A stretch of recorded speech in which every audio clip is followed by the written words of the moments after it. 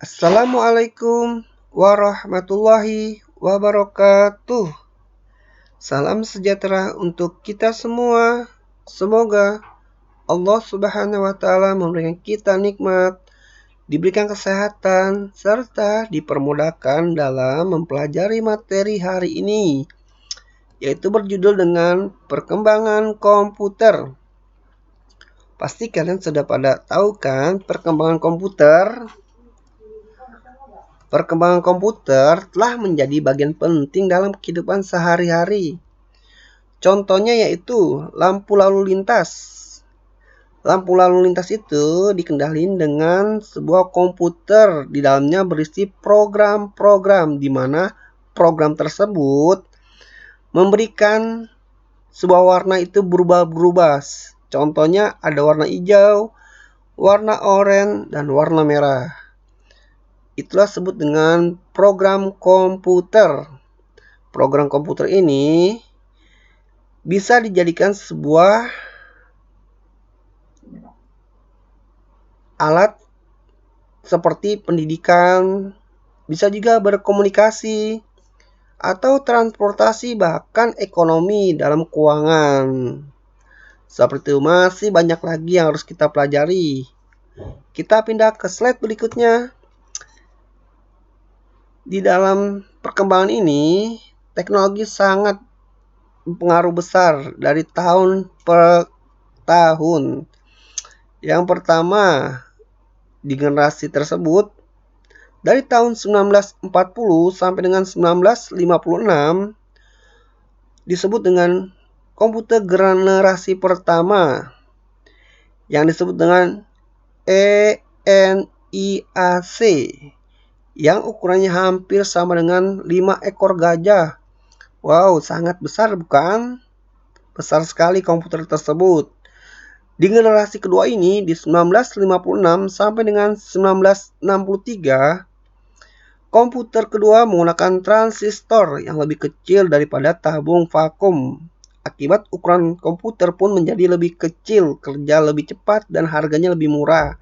Contohnya komputer generasi kedua adalah IBM 7070. Generasi ketiga di tahun 1964 sampai dengan 1971 disebut dengan generasi ketiga. Generasi ketiga ini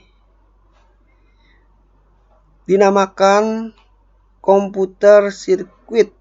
Semakin memperkecil ukuran dan mempercepat kerja komputer hingga kini sirkuit terpadu masih digunakan pada komputer. Generasi keempat di 1972 sampai dengan 2010 disebut dengan generasi keempat.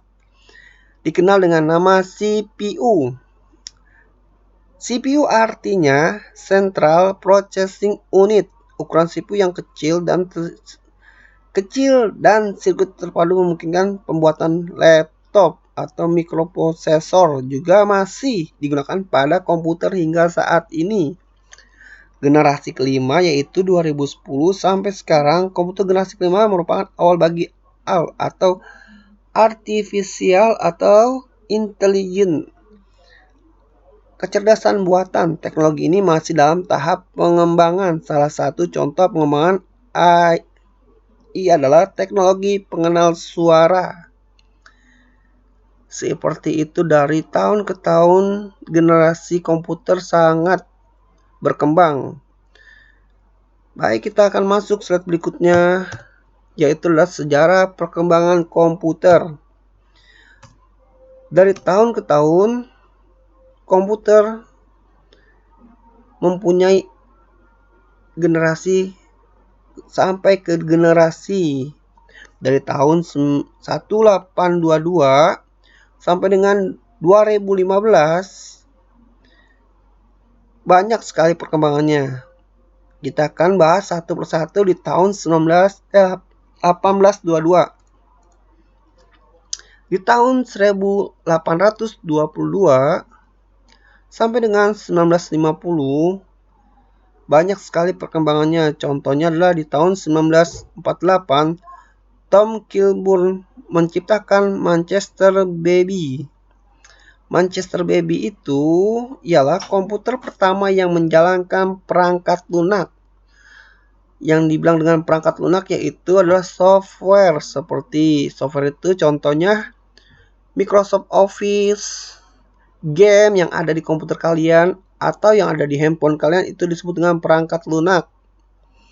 Yang kedua, di tahun 1950, John Maudsley dan J. Presper Eckert menciptakan Unified atau artinya Universal Automatic Computer. Unified merupakan komputer pertama yang dapat menyimpan dan menjalankan program dari memori.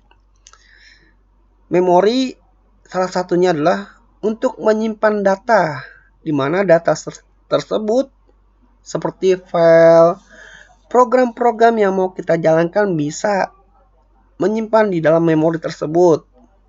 Bisa kita pergunakan di dalam komputer, di handphone, atau sejenisnya seperti itu.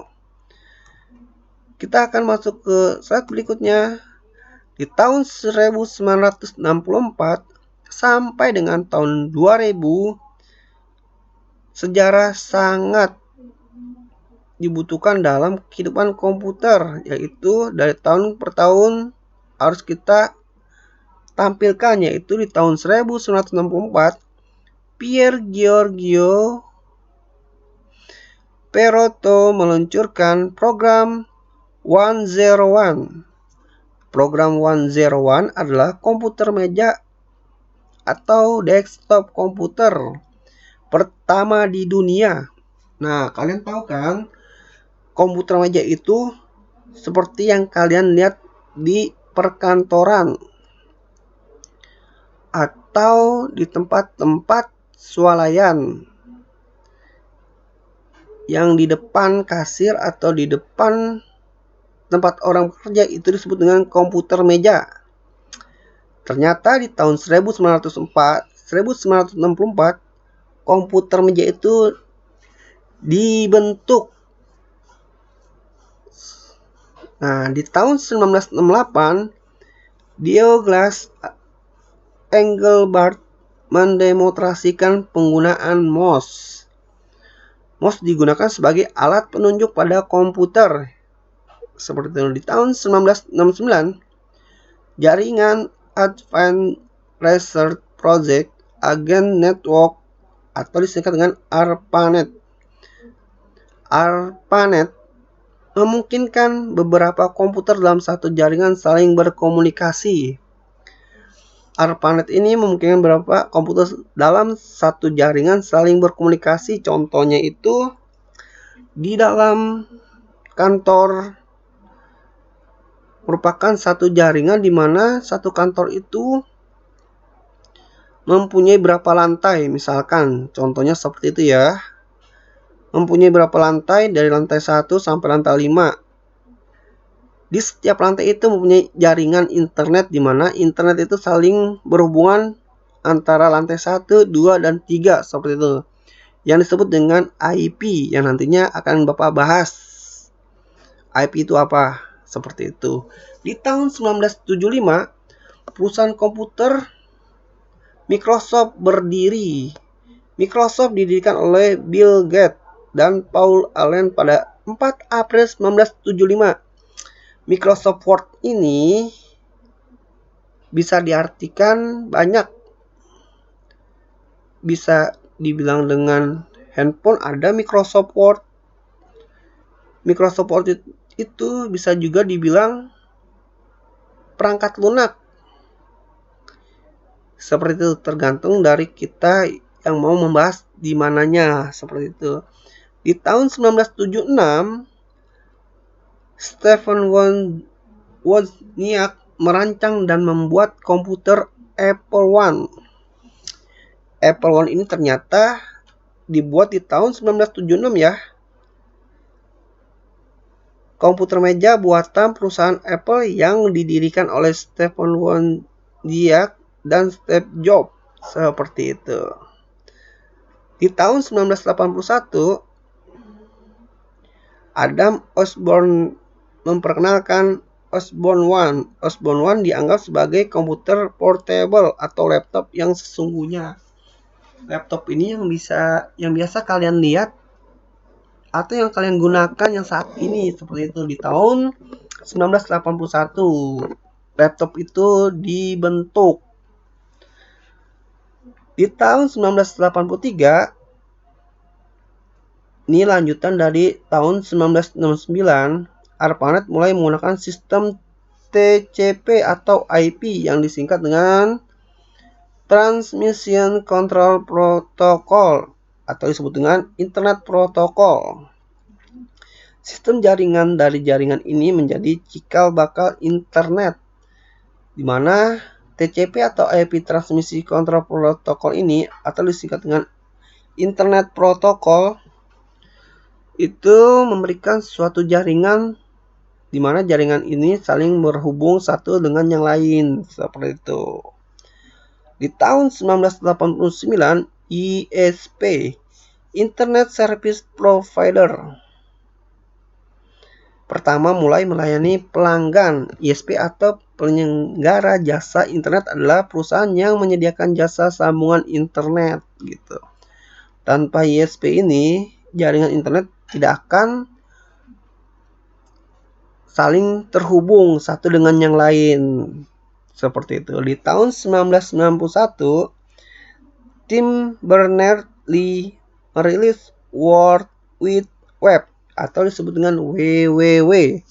WWW itu adalah tampilan grafis dari internet yang dapat diakses oleh pengguna menggunakan peramban web. WWW ini yang kita kenal yaitu adalah sebuah situs yang mau kita telusuri, misalkan www.detik.com seperti itu yang kalian kenal di browser, di Google Chrome atau di Mozilla seperti itu yang kalian lihat nantinya kalau kalian sedang berselancar atau sedang berinternet seperti itu. Di tahun 1994, David Filo dan Jerry yang mendirikan Yahoo. Yahoo merupakan salah satu situs web yang paling banyak dikunjungi di internet di tahun tersebut. Yahoo ini sangat berkembang di tahun di tahun 1994. Di tahun 1995, Larry Page dan Sergey Brin mendirikan perusahaan Google. Google didirikan untuk memasarkan mesin pencari atau Google Search yang sampai saat ini masih dibutuhkan oleh kalangan masyarakat, khususnya para pencinta internet atau sering browsing. Di tahun 2000, Robin Li mendirikan Baidu atau perusahaan teknologi Tiongkok. Mesin pencari Baidu merupakan mesin pencari terbesar kedua di dunia setelah Google. Berarti sampai saat ini Google masih nomor 1. Walaupun masih ada mesin pencari yang lainnya. Kita akan masuk ke tahun berikutnya. Di tahun 2001. Di sini Wikipedia diluncurkan. Wikipedia adalah ensiklopedia daring yang dapat diedit oleh penggunanya.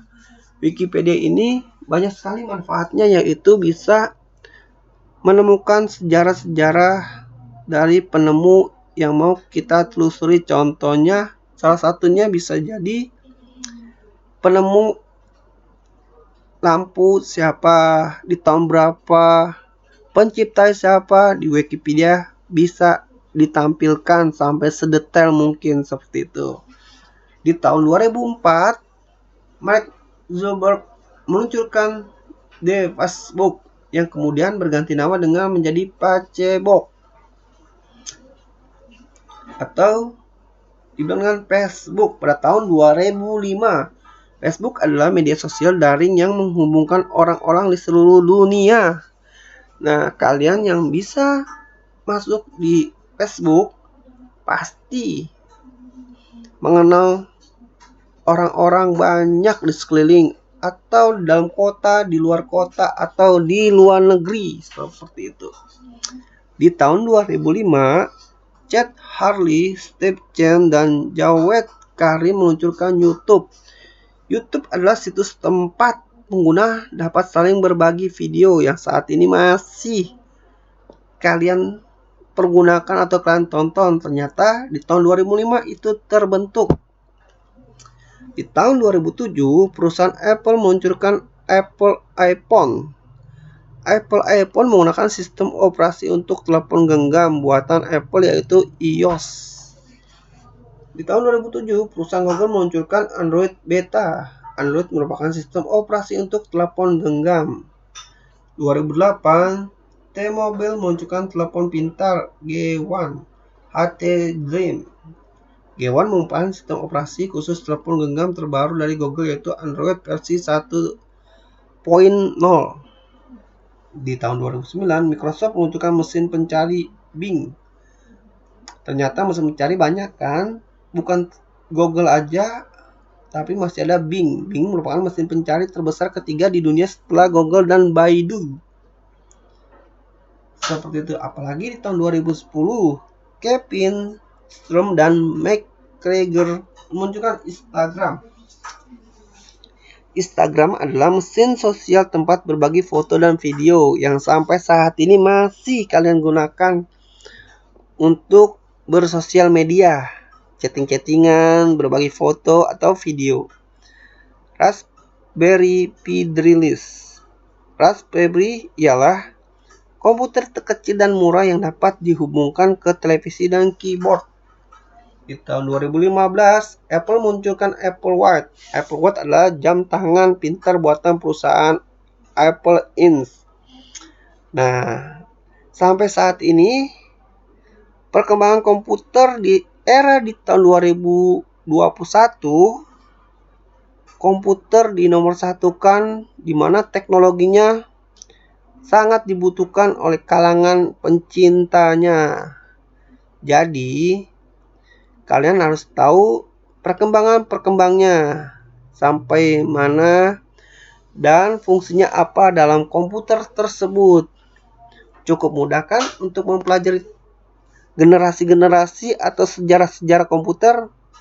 Baik, setelah Bapak jelaskan satu persatu dari tahun ke tahun, dari peristiwa sampai keterangan, sudah Bapak jelaskan, saatnya tugas.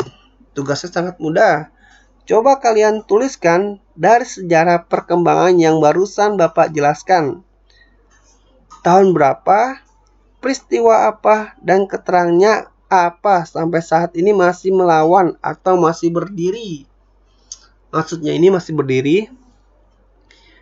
Dari perkembangan tahun ke tahun itu, apa aja yang berkembang sampai saat ini. Dalam perkembangan zaman saat ini di tahun 2021, contohnya Yahoo itu di tahun tersebut dia sangat diagung-agungkan, tetapi di era di tahun 2021 Yahoo itu kalah dengan Google atau Gmail. Seperti itu, cukup mudah kan? Dan yang tugasnya ini adalah perkembangan zaman. Melawannya ini bisa dibilang tidak kalah dengan pesaing-pesaingnya. Contohnya tadi kan tahu kan Yahoo kalah dengan Gmail. Seperti itu. Mohon ditulis dari sejarah perkembangan yang barusan Bapak jelaskan, tahun berapa, peristiwanya apa, dan keterangannya apa, sampai saat ini masih berdiri dalam perkembangan zaman sampai saat ini di tahun 2021. Bapak kasih lagi contohnya yaitu Google. Google dari tahun tersebut berdiri sampai saat ini tidak ada saingannya. Seperti itu. Sangat mudah kan? Setelah kalian mencatat tugas yang barusan Bapak jelaskan, tugasnya bisa dikirimkan di link tersebut. Baik, Bapak sudahi saja ya. Sekian, terima kasih. Wassalamualaikum warahmatullahi wabarakatuh.